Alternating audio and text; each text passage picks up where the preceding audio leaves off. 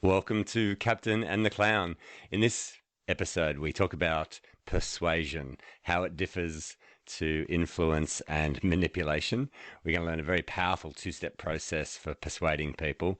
And Michelle's going to share with you some strategies that she used on how to calm people down who had a fear of flying. And at the end of the podcast, we give a little hint to our upcoming merch. So enjoy. Why did it count backwards? I don't know that we're now recording. What? Hello, Captain. What I Come fly with me. Let's fly away. What are we going to talk about? I don't know. So, leadership, life, and everything else. Yeah. And we're live. No, we're recording. Okay. Please, I'm going to do it every time. I love it. Yes. Welcome aboard, Captain and the Clown. Sounds like Captain Stubing. Captain Stewing. Oh, And the I've got more love boat. hair than him, thankfully. So today we're talking about persuasion. The art of. Yes. Yeah, because I was reminded of something during the week. It's a big topic, but I just want to focus on one aspect of persuasion, if that's all right. So what do you define persuasion as? Well, I guess there's three things in the influence and persuasion course. There's three things that we talk about. So the first one is persuasion, then there's influence, and then there's manipulation. So we talk about the difference between those three things and what they are. So I guess from a definition perspective, persuasion is the skill of moving somebody off the way they currently think. So they think one way and you want to persuade them to think or do something different. Influence is similar, but you don't need to even know the person to have influence over them. So I've been influenced by many people who have no idea who I am. Yeah. And then manipulation is similar to persuasion, where you're moving somebody off a thought, so you're moving somebody to a different thought or a different course of action. But when they get there, they wouldn't have liked the fact that they didn't really have much choice, or in other words, none of us like being manipulated. We have no problem being persuaded or influenced. So manipulation, it only benefits the manipulator, not the person who has been manipulated, whereas influence and persuasion, it benefits both parties, I guess. So do you feel or know when you're being persuaded, influenced, or manipulated? I think, yeah. Well, later on, when you look back and you think, "Oh, geez, I was manipulated. I don't really like how that went," or, I'm now in a position that I wouldn't have chosen for myself, and it only benefited the manipulator. Whereas influence and persuasion, you feel some sort of control. And so why this topic? Well, during the week, I was watching this video of a psychologist who had an experience at a dog park, and the way he handled it, or the way he described that he handled it, was brilliant. And so I want to tell you that story about that video first, and then unpack it and show you what the technique is that he's using. So imagine this psychologist is walking his dog through a dog park somewhere. Somebody walks up to him, and with quite an agitated state, looks at this psychologist who's walking his dog and said, "Is that a rescue?" And so with quite a forceful tone of voice, obviously implying it better be a rescue. You better not have bought that dog from a dog breeder or a designer dog or whatever. And so that psychologist had a choice in that moment to get defensive, to ignore the person, but clearly being a psychologist, he used his training.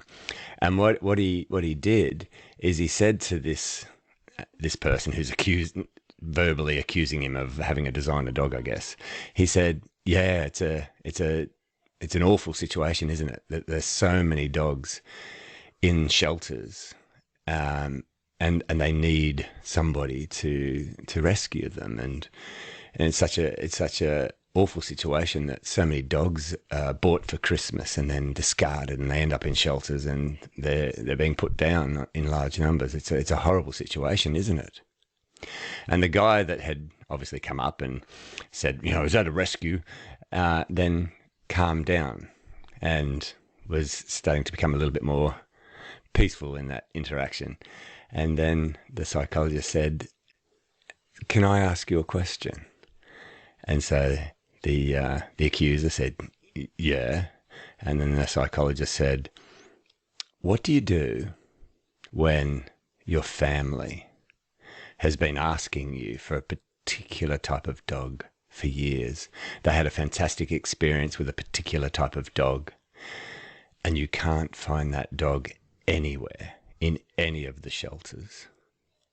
What do you do there when your kids are begging you, your wife is begging you for a particular breed of dog, but you just can't find it anywhere? And the guy apparently looked at him and said, yeah, oh, that'd be a difficult situation. And when he was telling this story, I thought, wow, what a fantastic example of something that we teach in the Influence and Persuasion course about a two-step process called understand, ask. Mm. So rather than when being confronted, rather than trying to convince this person of his position, he spent time really getting to understand the person that was accusing him. So you think about it. He's come up with this aggression. Is that a rescue? As if to say, you better be walking a dog that's been rescued. And instead of defending himself, arguing with the guy, he just simply spent some time on the guy's side saying, yeah, it's a horrible situation, isn't it, with so many dogs? Because when you feel understood, it changes your emotional state. One of the biggest frustrations of humans is not feeling understood. I'd imagine this is exactly what marketers do. Yes. When they're advertising. Yeah. We give you understanding, That's not just right. insurance. And then, yes. It's one of the most successful ad campaigns, because every night on TV they said to their customers, we give you what you want. Yeah. Do you remember who it was? No. We give you understanding, not just insurance. It was APIA, Australian Pensioners Insurance Agency. Very successful ad campaign, because they said to their customers, their hopeful future customers, we give you what you want. And everybody wants to be understood. That psychologists use a technique that I think is it's very simple but very powerful. Before you persuade anyone to change their thinking, change their mind, change their behavior, you've got to spend time proving to them that you understand them. Because when you feel understood, it's almost like a relief, a release of pressure. You go, oh, they understand me, sort of thing. So I loved it. It was a great example. And I would never have thought of going down that path myself. If I was walking a dog and somebody starts accusing me of having a dog that's not a rescue, I don't know if instinctively. Go into defense mode. You would go into defensive mode, but the psychologist didn't. So if you want to persuade somebody to change their thinking, change their mind, the first step is to prove to them that you understand them. Get them into a state where they feel heard, they feel received. There's a connection. There's a connection, exactly. Yeah. But did you hear what his second step was? The question that he asked? Yeah, he gave a different perspective, but in a compassionate way based on what he understood of that person. And the I guess the question that sits between that compassion and proving he understood was I think one of the most powerful questions we have at our disposal, and that is, can I ask you a question?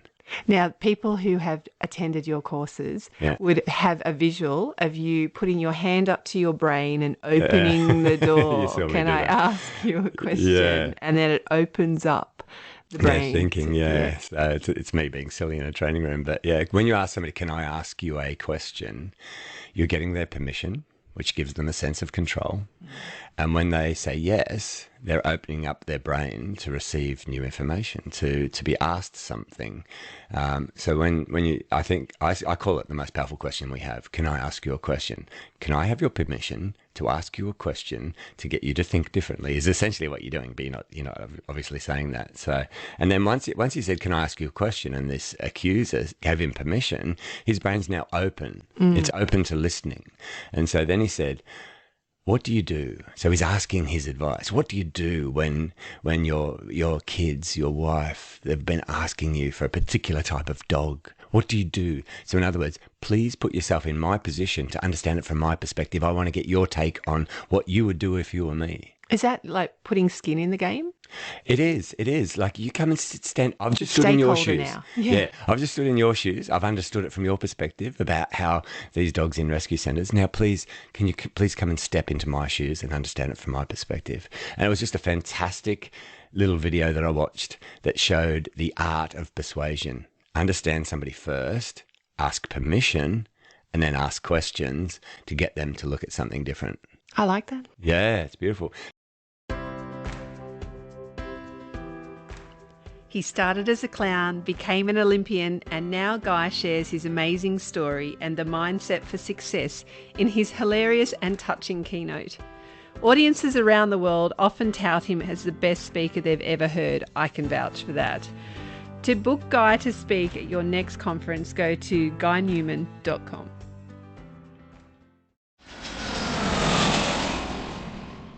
So have you ever had to use these sort of techniques in aviation?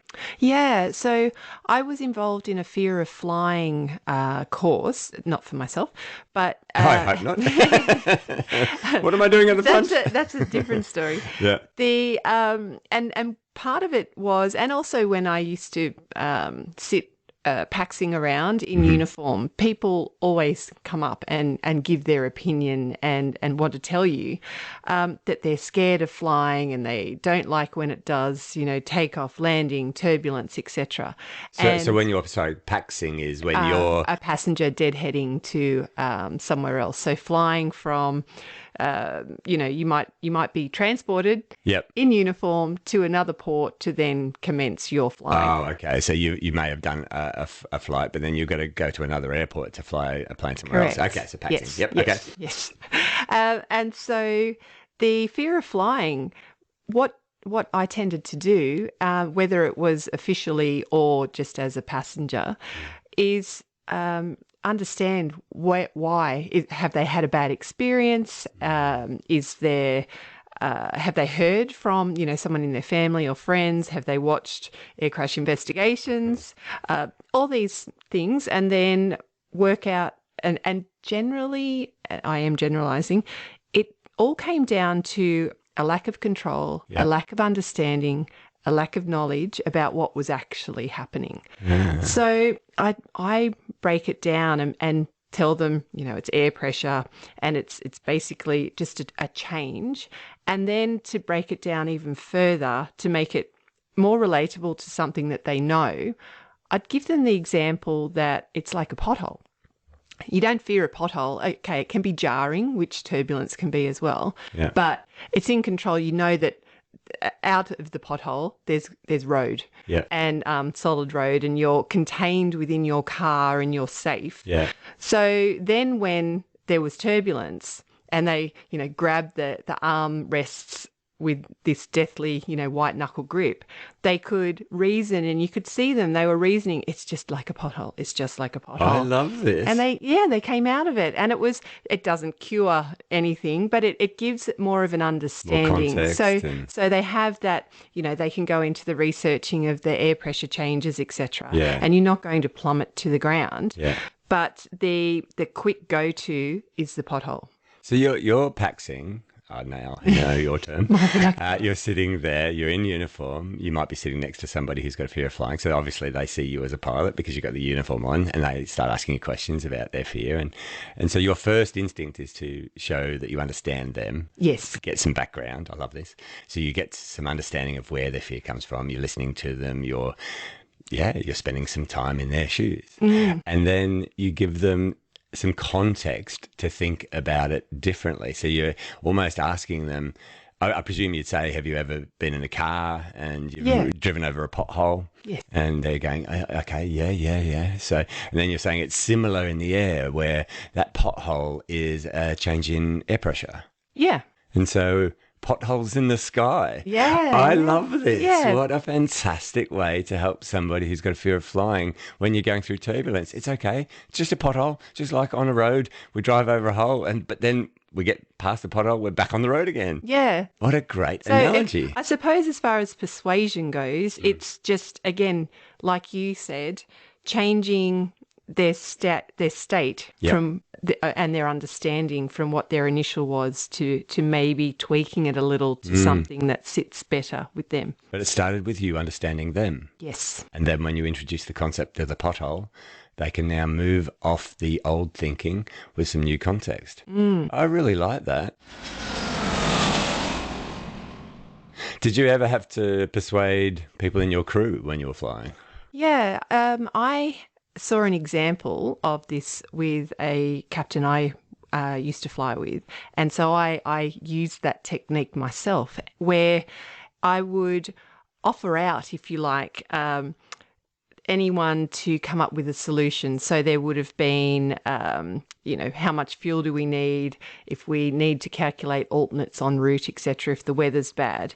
And I would come up with a fuel solution and a fuel figure, and then you offer it out to your crew as well. Now, so to your first officer, yeah.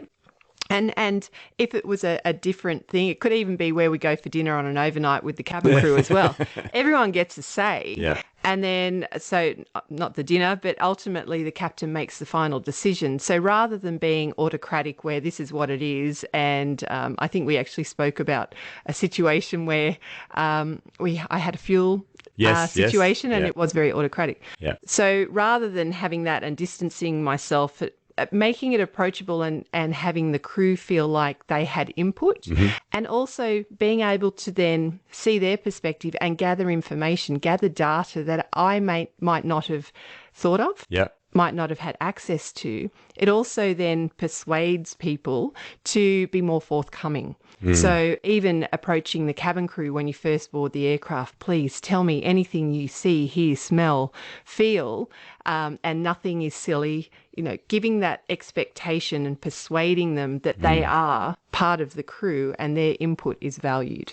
So they're feeling included in decision making. Yeah. So I presume on a plane, it ultimately comes down to the captain's decision. You're in charge, but you're including other people, which then persuades them to think that they're part of a team. They're part of the decision-making process. And yes. I like that. I like that. Yeah. We could probably go much deeper into that topic about decision-making as a leader in teams, incorporating the opinions of all those that are in your team. So it feels without being too flat gradient. Yeah. It is ultimately the captain's decision or the leader's decision. Yeah. However, if you have people on board with you, Yeah. and I mean metaphorically as well, that it does make that component easier. Yep.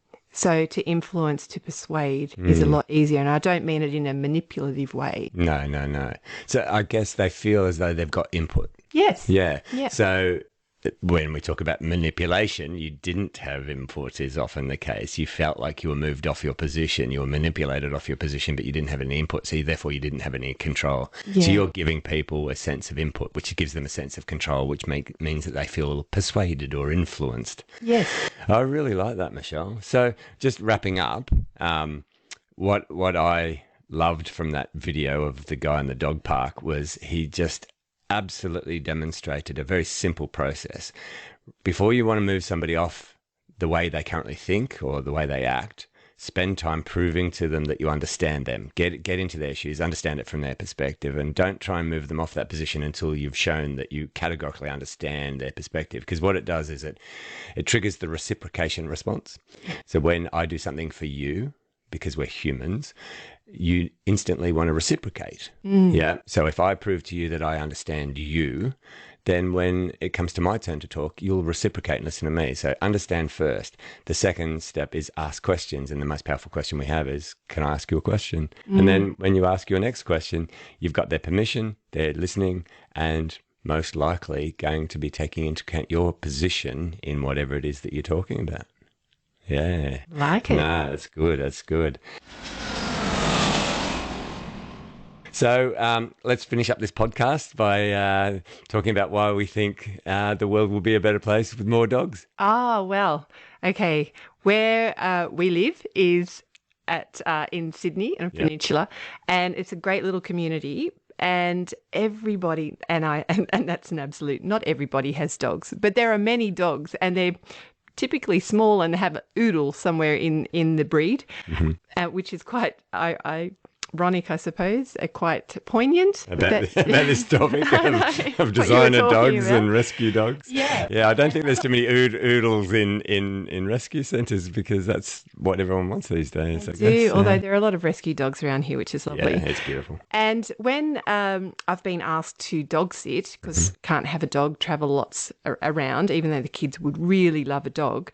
When we've been asked to dog sit, we find that when we're walking, people talk to us. They approach us with a smile. They're approaching the dog with a smile, but they approach with a smile. So they're talking to the dog first, probably? They do. They talk to the dog. They approach and they're so excited to see the dog and then, look up and smile, keep smiling at us. And we get to know their names and it's all lovely. And then when the dog goes home to its owner, the very next day, these same people don't even see us. Oh, no. So the dog is the catalyst for the chat. That's it. And so dogs, people see dogs, unless something's aggressive, attacking them, but people see dogs and they just, I don't know, everything's just beautiful and people are smiling. And so I think the world needs more dogs because then everybody approaches everyone with smiles and that's just my... And I think we should put that on a T-shirt, Michelle, your idea of more dogs. Maybe a hat as well. Funny you should mention that. Oh, some merch on the way? Yes. Yeah, okay. All right, well, maybe we'll make some announcements when your merch has been produced. I love that. More dogs. I think the world will be a better place with more dogs. Yes. Yes, awesome. So good to see you again. Lovely to see you. Have a great week. You too. Bye. So, Michelle, where can they find us? CaptainandTheClown.com, where you'll find links to our websites for keynote speaking and corporate training. Yes, that's CaptainandTheClown.com. Well, that was fun. That was fun. You're such a clown. The clown. Lady Captain. There we go. And who's going to listen to this? Maybe our mums. Thanks, Mum.